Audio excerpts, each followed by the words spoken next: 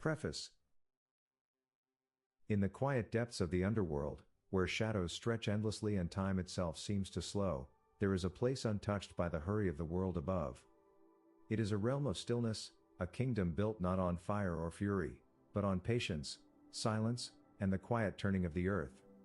Here, in the absence of light and noise, resides Hades, an immortal god who knows that true peace does not come from grand gestures, but from the acceptance of what is.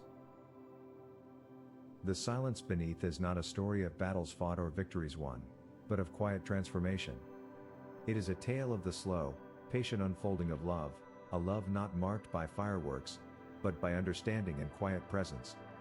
At the heart of this story is Hades, whose kingdom has long been a place of solitude, and Persephone, a goddess of spring and life, who finds herself drawn to the stillness beneath the earth. Together, they discover that love does not always require movement, that sometimes the greatest connection can be found in the spaces between breaths, in the moments of quiet reflection. This is a story of growth in the shadows, of finding peace in what seems dark, and of learning to accept the rhythms of life that do not always match our own. In this quiet tale, there are no grand conflicts, no rushing toward an uncertain future. Instead, the story invites the reader to pause, to listen to the silence, to feel the pull of time's slow passage, and to embrace the love that blooms in the stillness. It is a meditation on solitude, on the spaces we occupy between worlds, and on the beauty that can be found when we simply allow ourselves to be. In the end, the quiet becomes the answer, a peace not sought, but found in the heart of what we are.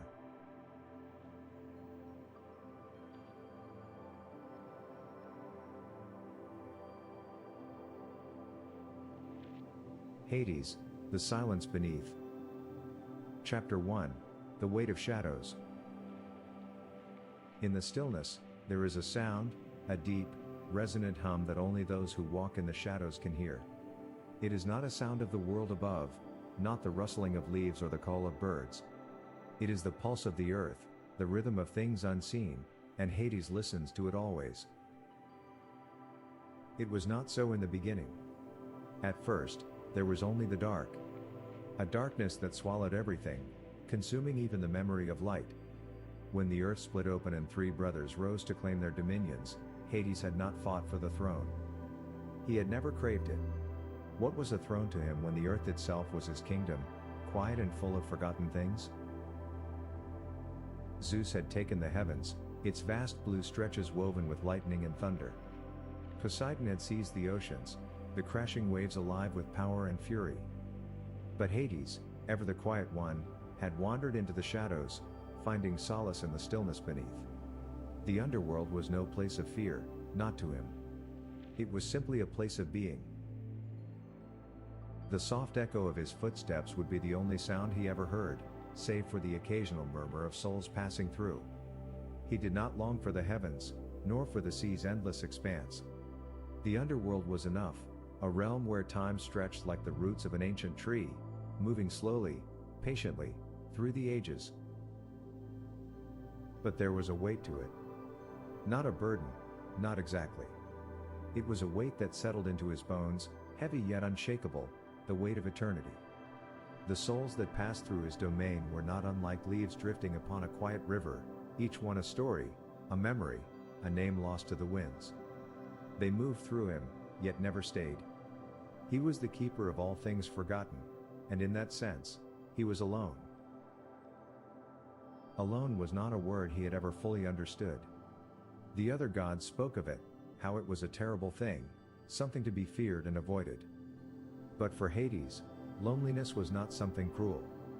It was simply a part of the world, as natural as the seasons. He had come to accept it in ways others could not. His realm was full of echoes, but never voices. In the great halls of his palace, the walls did not whisper in a familiar tongue. The silence was his companion, and perhaps that was why he had never felt the need for the company of the living gods.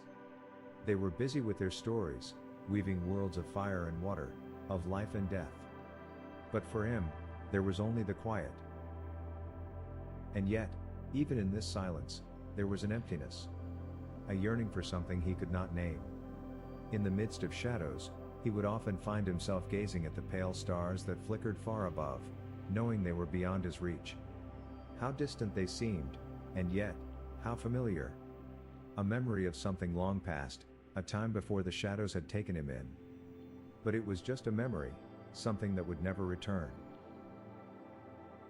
He would often stand on the banks of the river Styx, its waters dark and swift, yet never full.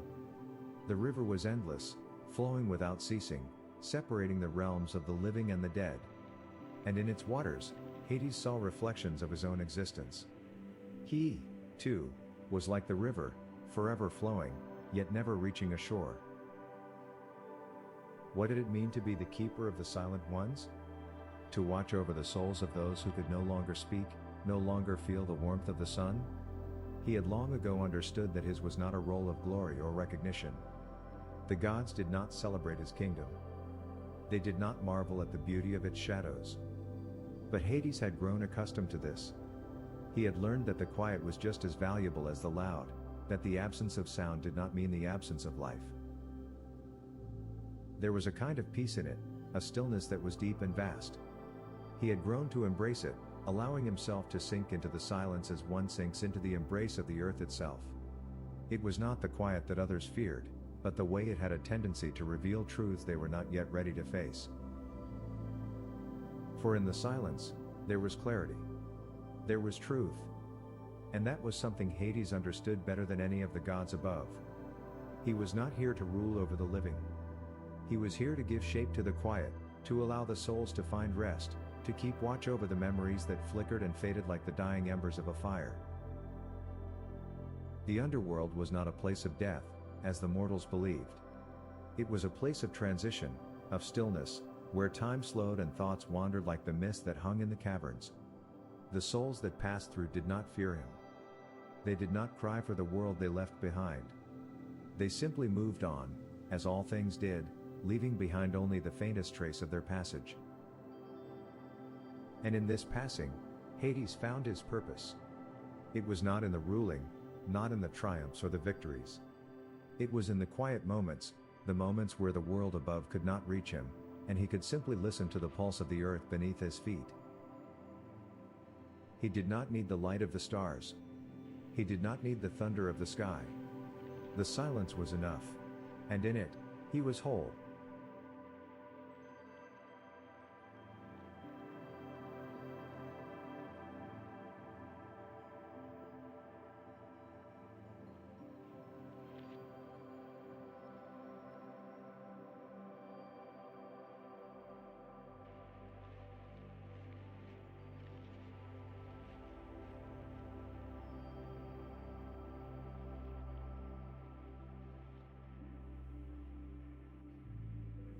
Chapter 2, The Call of the Darkness. The days in the underworld were neither long nor short. Time moved differently here.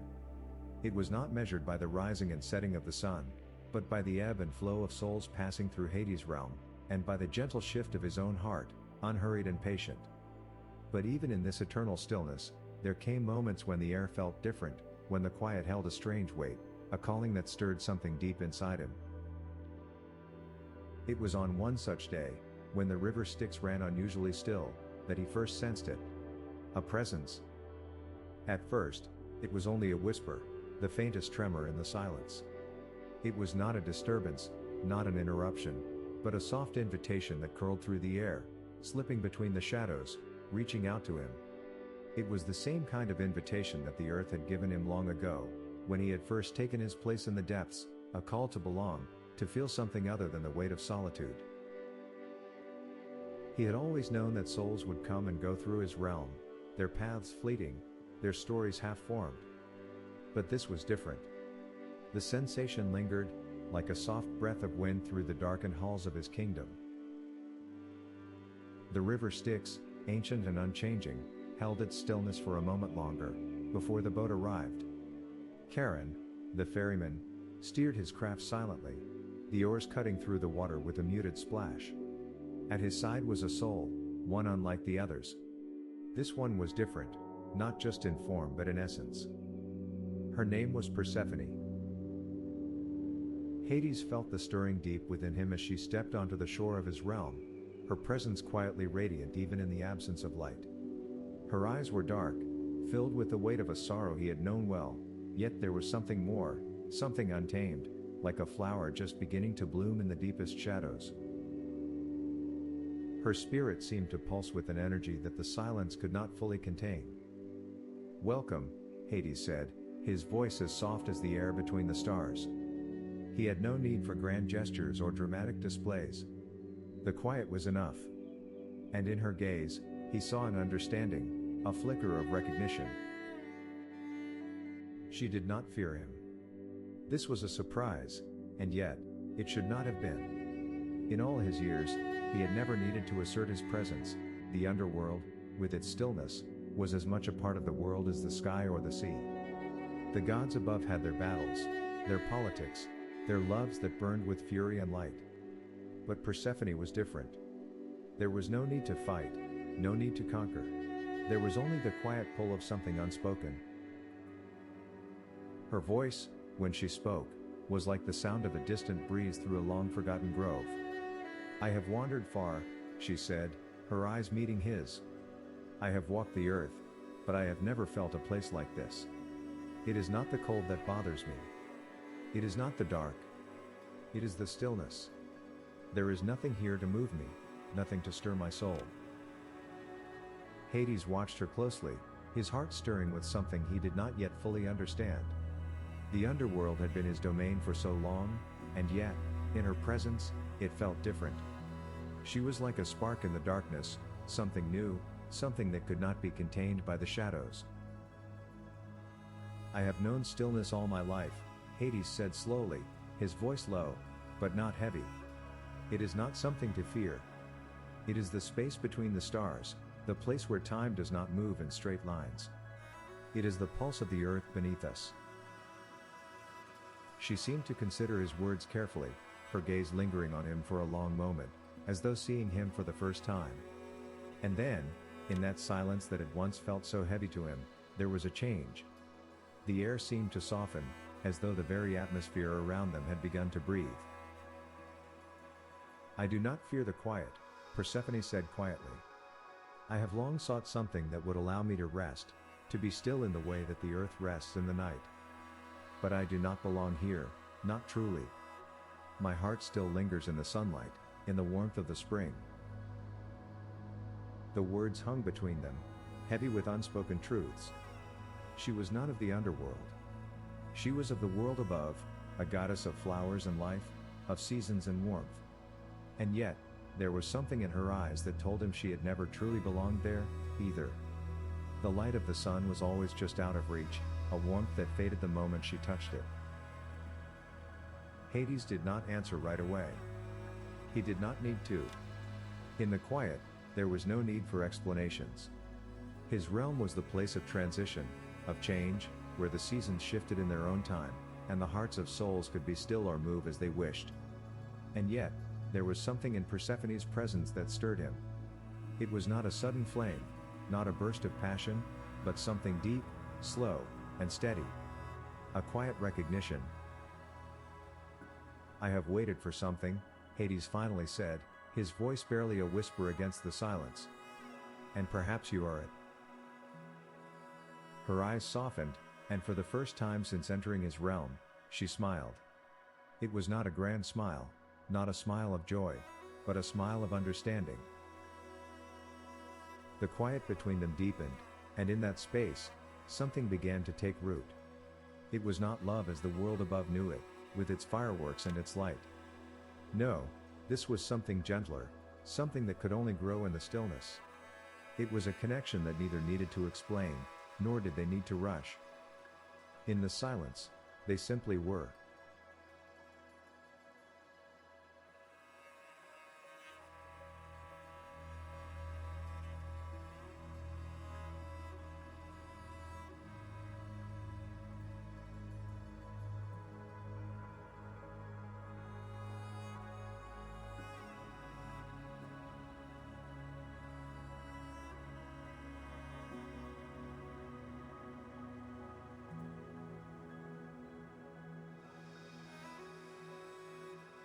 Chapter 3, The Seasons of the Heart.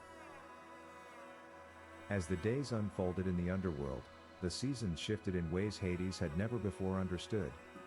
He had always known the rhythm of time here, how the quiet stretched endlessly, how the shadows deepened and light faded without haste. But with Persephone's presence, something different began to stir.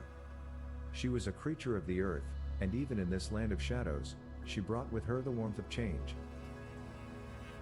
It was subtle at first, just a soft whisper, a flicker of something in the air. The cool, still wind of the underworld began to carry the faintest trace of Earth's fragrance. A delicate perfume of flowers, sweet and familiar, lingered, so gentle that it seemed as though the very walls of the realm had exhaled it. Persephone's presence had a way of softening the stone beneath their feet, making the cold cavern floors feel less impenetrable, less eternal.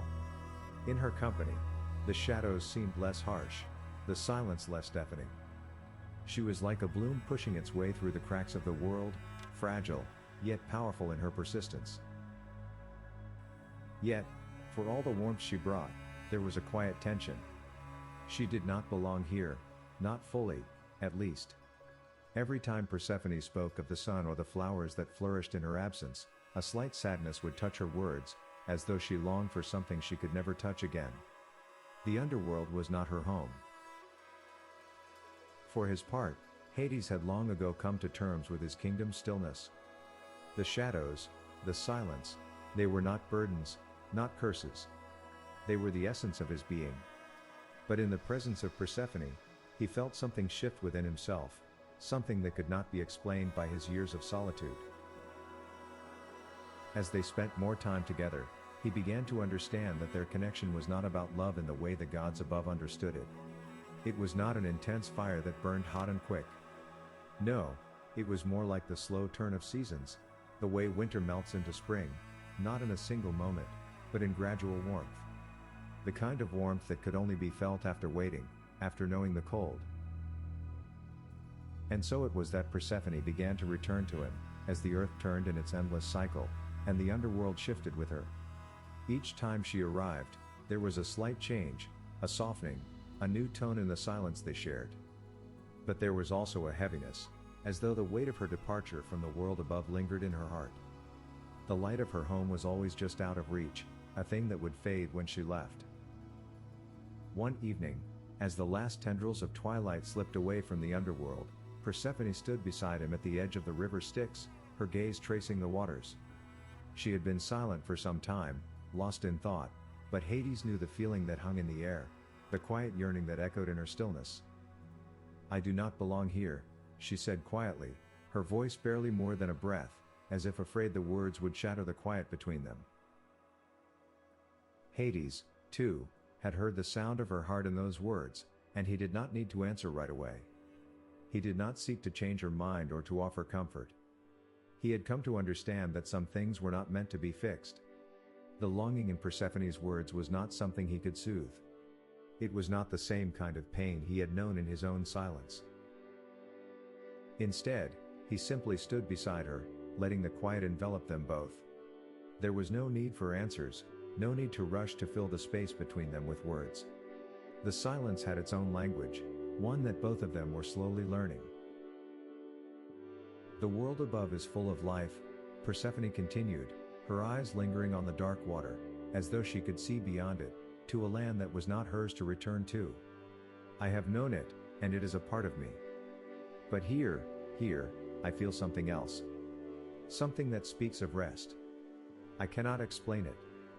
The quiet, the darkness, it is a kind of peace. But it is not my peace." Hades listened. There was no judgment in his gaze, no impatience. He understood what she spoke of. He had spent lifetimes in the quiet, had learned to find solace in the shadows.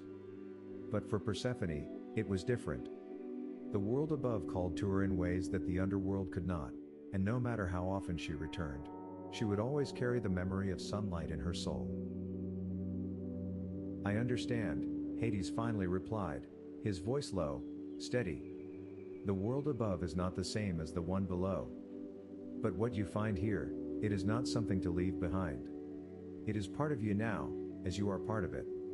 You do not need to belong to it fully to feel its pull. It is enough to be here, in this moment, to find rest in what the underworld gives you. Persephone met his gaze then, and in her eyes, he saw something shift, a flicker of understanding, of acceptance. She did not need to belong to this place to feel its peace. It was the peace that came from knowing both light and dark, from understanding the rhythm of both life and death. It was the peace that came from living in the space between. And so, in the quiet, they stood together, two beings from different worlds, learning the language of silence. The seasons of their hearts would always be different, one of constant movement, the other of stillness. But they did not need to be the same to be connected. Persephone had come to understand that, and Hades, though he had always known it, could now feel it too. In the silence, there was room for both of them. In the quiet of the underworld, there was a place for rest, for love, and for growth. And for the first time, the stillness between them felt whole.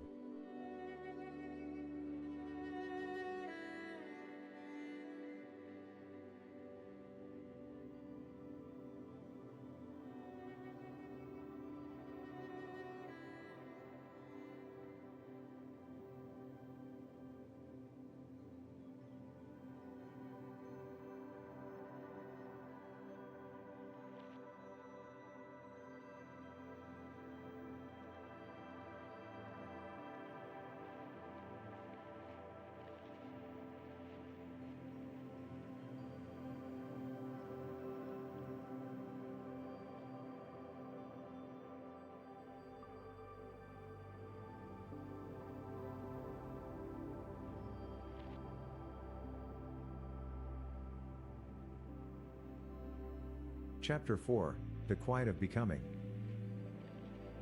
The days continued to flow through the underworld, as timeless and unhurried as ever. The seasons above, too, shifted, though the underworld felt little of their passage. But in the presence of Persephone, time seemed to bend, as if the very nature of her being could make the eternal moment feel as fleeting as a breath. Persephone had come to learn something that Hades had always known, that the quiet could hold as much as the loud. It was not the absence of life, but a different kind of presence. It was the space between breaths, the moment between heartbeats, the pause before the storm.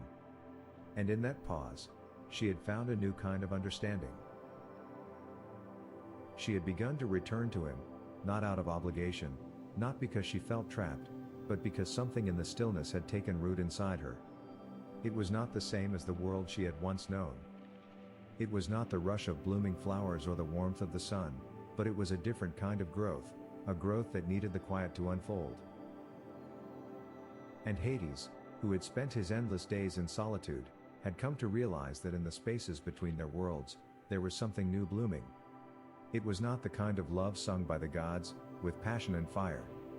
It was quieter than that, more subtle, but no less real.